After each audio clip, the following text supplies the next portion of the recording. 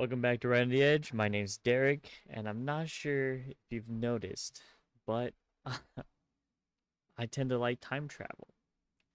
Well, you probably wouldn't notice yet, but by the time I do like a million videos on this, you might have noticed that I love hearing these time travel stories. I like seeing them, even if, for the most part, they're fake.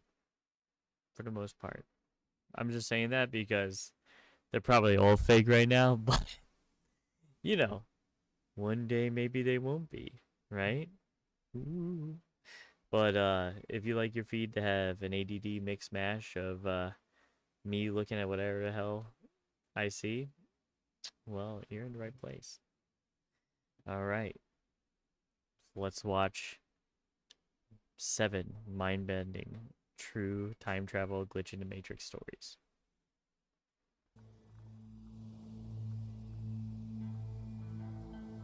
What is time? We can measure it and slice it up into millennia or nanoseconds, and we can sense our experience through it. That's what I think. I think time is just the way we have that we can measure objectively, like the period of our lives. I think it's something humans created to keep track of things, like how long people are gonna live, like when to plant food.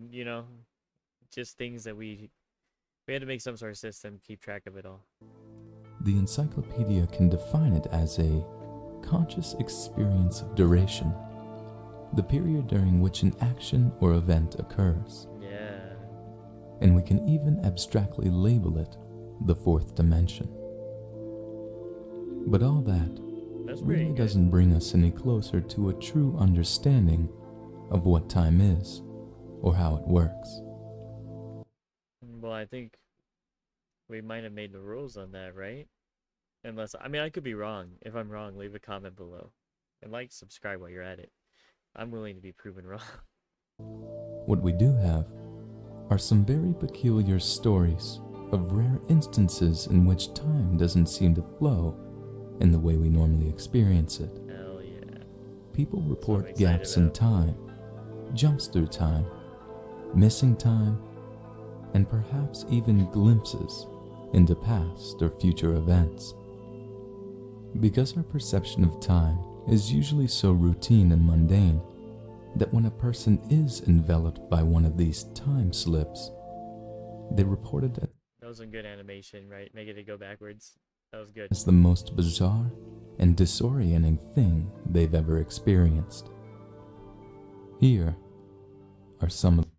You don't have to tell me this, but if you see my video, I want to know if that was just like one of those old desktop clock applications, right? Where you could change the face to something else, and you recorded it for a bit, then fast forwarded it. Those stories.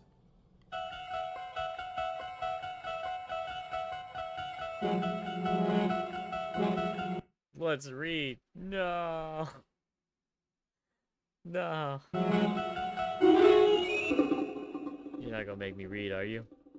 Okay, I'm ready though. A blip in reality. Ooh. In 1991, Glenn was a university student in Nova Scotia. What began as an ordinary bus trip back to his hometown to visit his parents turned into a confusing distortion of time and space. I sat at the back of a school bus and there was nobody around me, says Glenn. But there was a family sitting behind the driver in the front. The bus ride was uneventful until we came close to my parents' hometown. I was looking out the window and looked at the Michelin tire factory as we went by it going uphill. When the bus reached the top of the hill, I got a strange feeling, and for some unknown reason, I started to imagine many people on the bus laughing at me. Right then and there was a blip in reality, and the bus was suddenly about a mile back on the highway. I then had the experience of watching the bus drive by the tire factory again. This kind of scared me, and I noticed that the family sitting in the front, who were talking loudly before, were now dead quiet. I approached the bus driver Weird.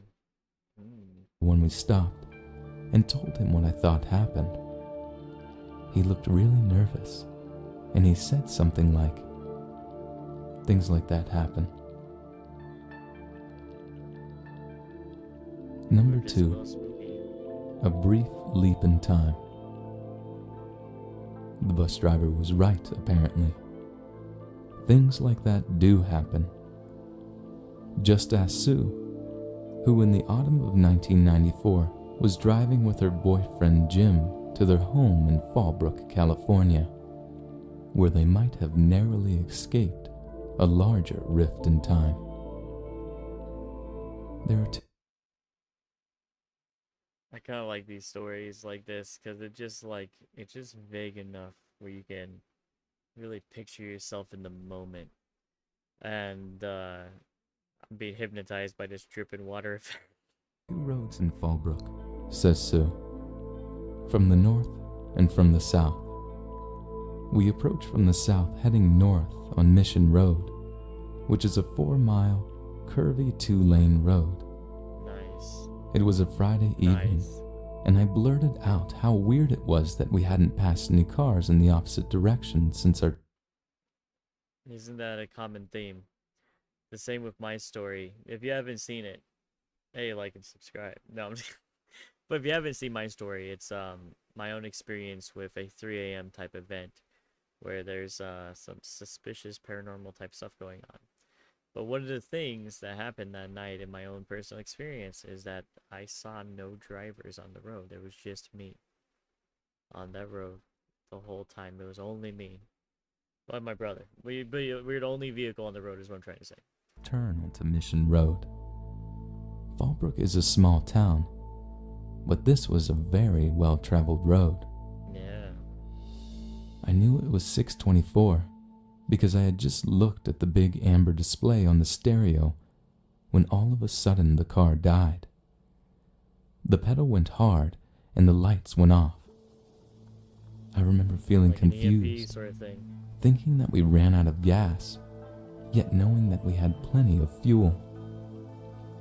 I coasted off to a dirt turnout immediately ahead. Jim asked what happened, and I had no answer. But I Battery felt died like or I had something. just dozed off, or had gone through jello, or I don't know what. I put it in gear. Jim jumped out, came around to my side and opened the door. I jumped into the passenger seat. He got in, cranked it over, and vroom, off we went. As we pulled away, I felt irritated, a little nervous, but sure something really weird had just happened. Then I glanced at the clock on the stereo again. It was 6:36 p.m. 12 minutes had passed when, being generous, the whole incident couldn't have taken more than 90 seconds max. A full-on time dilation, or very possible, depending on when the story is from, they're on drugs. Never know. Just because I like to listen to those things, always be a skeptic. Don't believe anybody. Make sure the credible shit's credible, you know? Number 3. He got there before he arrived. What? We are used to time progressing in a linear fashion, one event leading to another.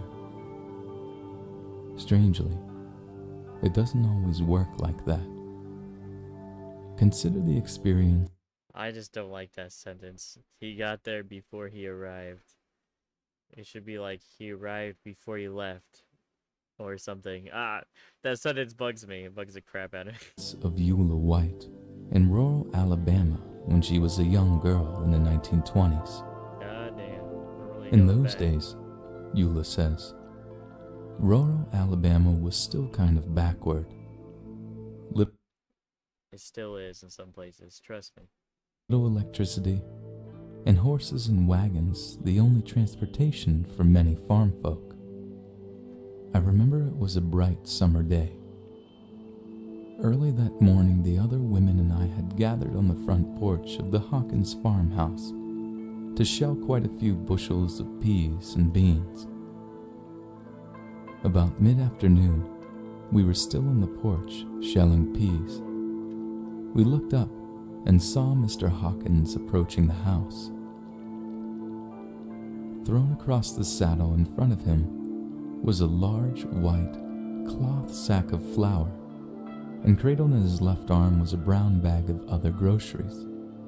Okay. We watched as he rode up to the gate, and he stopped there, waiting for someone to open it.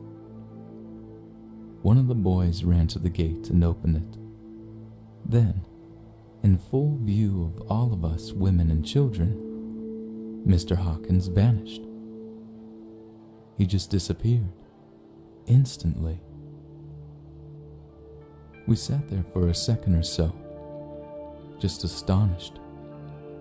Then, terrified, we began screaming. Shit, so would I, man. After a few minutes, we calmed down, but were still shaking and confused.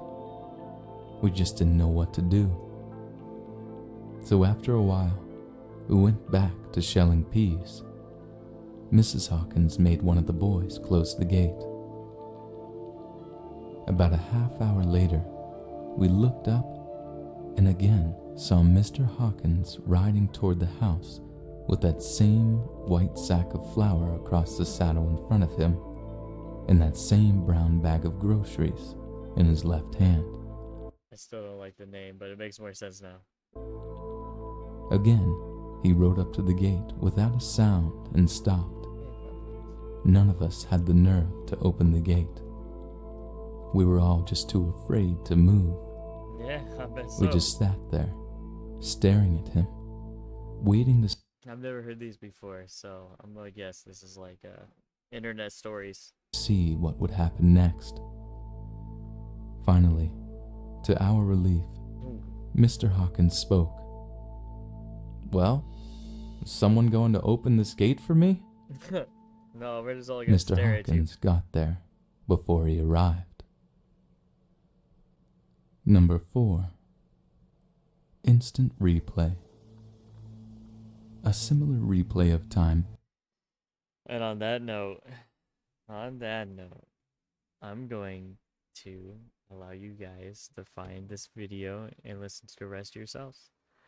I think these are fantastic stories. I thought that they'd be like based on like true things that have happened, but this is definitely like